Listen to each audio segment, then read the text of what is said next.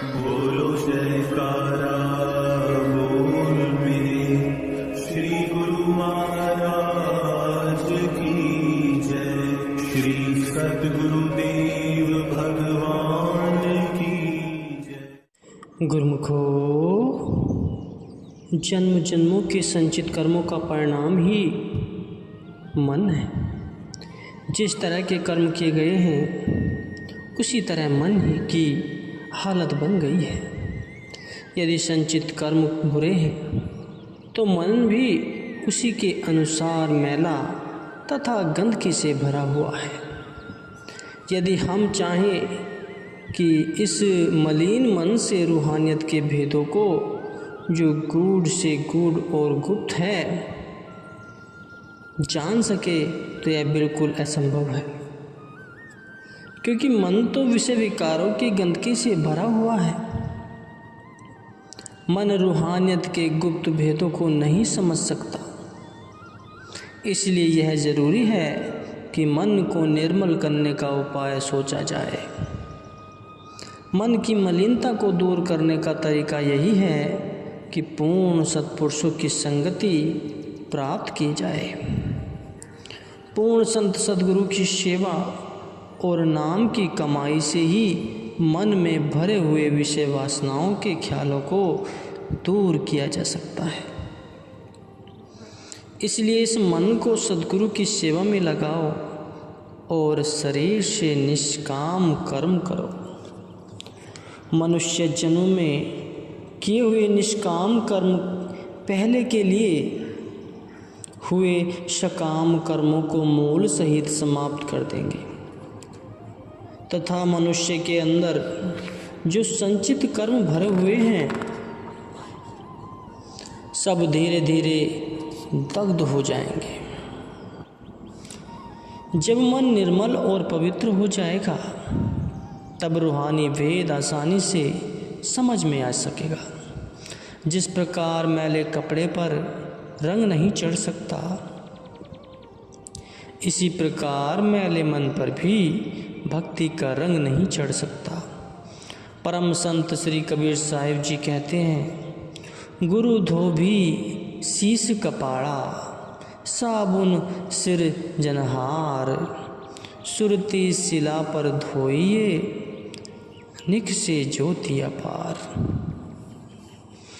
सद्गुरु ही शिष्य के मैले मन को धो सकते हैं। सद्गुरु के बताए हुए भजन अभ्यास के साधन से ही मन पवित्र हो सकता है। किसी भी वस्तु को नए रूप रंग में बदलने के लिए उसी वस्तु के जानकार को ही वस्तु देने से वह नए रूप में सुंदर और बढ़िया रूप में बनाकर सामने आता है। जैसे लकड़ी बढ़ई के पास तथा लोहा लोहार के पास जाए तो नए रूप में सुंदर और बढ़िया आकृति से बनाकर सामने लाता है, इसी प्रकार मैला मन भी सद्गुरु के पास जाकर ही मायावी विचार छोड़कर भक्ति के पवित्र उज्ज्वल विचार ग्रहण कर शुद्ध मन बन जाता है। क्योंकि संत सद्गुरु निष्काम कर्म कराते हैं, जिससे संचित बुरे कर्म भी दग्ध हो जाते हैं और मन में सत्य विचार आने लगते हैं। अतएव मन की परिशुद्धि के लिए संत सत्पुरुषों की संगति में जाना आवश्यक है, जिससे मन शुद्ध होकर निष्काम कर्म करने में तत्पर हो जाए। साधारणतया मन की हालत 3 प्रकार की कही गई है। जैसे किसी बीमारी का पता योग्य डॉक्टर से लग सकता है, इसी तरह मन की हालत का पता समय के संत सद्गुरु ही लगा सकते हैं। क्योंकि मन की अवस्था को समझना प्रत्येक का काम नहीं है। मन 3 प्रकार से इस तरह है: मुर्दा मन, बीमार मन और स्वस्थ मन। तो मुर्दा मन उन लोगों को कहा है जो दिन रात पेट के धंधों में लगे हुए और मालिक का भजन नहीं करते। जैसे मुर्दे से कोई काम नहीं हो सकता, अपितु दुर्गंध ही फैलती है, इसी तरह से जो जीव मालिक का भजन नहीं करते, उनके विचारों से विषय वासनाओं की दुर्गंध आती है। मालिक का भजन ही जीवन है। मालिक का भजन ही मन को नई दिशा व रोशनी प्रदान करता है। सृष्टि में जितने भी दर्शन, शास्त्र, पुराण आदि ग्रंथ ऋषि मुनियों ने लिखे हैं, उन्होंने योग अभ्यास की कमाई की थी। मालिक के भजन से ही उनके विचारों में जागृति आई। वे ही सर्वसाधारण संसारी जीवों को सन्मार्ग दिखा पाए। इस मन की अवस्था को ठीक करने के लिए, मन को जीवन देने के लिए भजनाभ्यास करना बहुत आवश्यक है, जिसका साधन सद्गुरु से ही जीव को मिल सकता है। बीमार मन उन जीवों का है जो जानते तो हैं कि भजन अभ्यास करना अच्छा है, मगर आलस्य के कारण भजन अभ्यास नहीं करते। जैसे कोई बीमार मनुष्य डॉक्टर से दवाई तो ले आता है, परंतु डॉक्टर के आदेशानुसार दवाई प्रयोग में नहीं लाता और न ही परहेज करता है। कभी कभी अधिक अस्वस्थ हो जाने पर दवाई खा ली और परहेज कर लिया। इसी तरह से वे लोग भी जब मन बहुत अशांत होता है तो भजन अभ्यास कर लेते हैं। उनकी हालत वैसे तो न करने वालों से बहुत अच्छी है, परंतु ऐसे लोगों को अधिक भजन करने की आवश्यकता है। तभी मन के तीनों ताप, आदि, व्याधि, उपाधि दूर होंगे। बिना भजन के और कितने ही उपाय है जीव अपने ख्यालों से करता रहे, परंतु मन के ताप दूर नहीं हो सकते।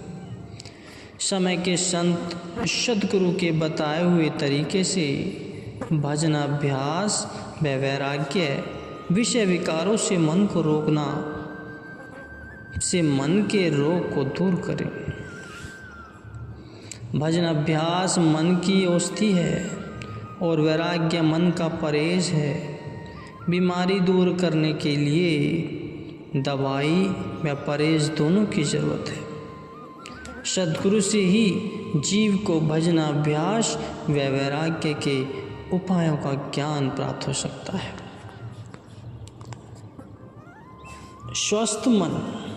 स्वस्थ मन उनका होता है जो सदा सावधान रहते हैं।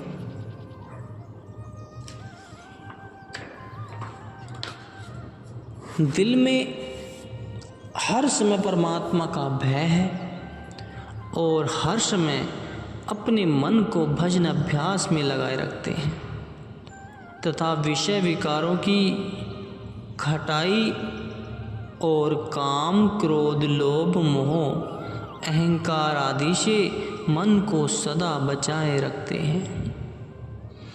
जैसे स्वास्थ्य के लिए शुद्ध पवन, स्वच्छ जल, सात्विक भोजन आवश्यक है, इसी तरह से ही मन को स्वस्थ रखने के लिए कर्म, उपासना, योग और ज्ञान ये चीज़ें जरूरी हैं। इनका पूरा भेद समय के संत सद्गुरु ही बता सकते हैं। ब्रह्म ज्ञान या ब्रह्म विद्या का उपदेश पूर्ण सद्गुरु से ही मिल सकता है।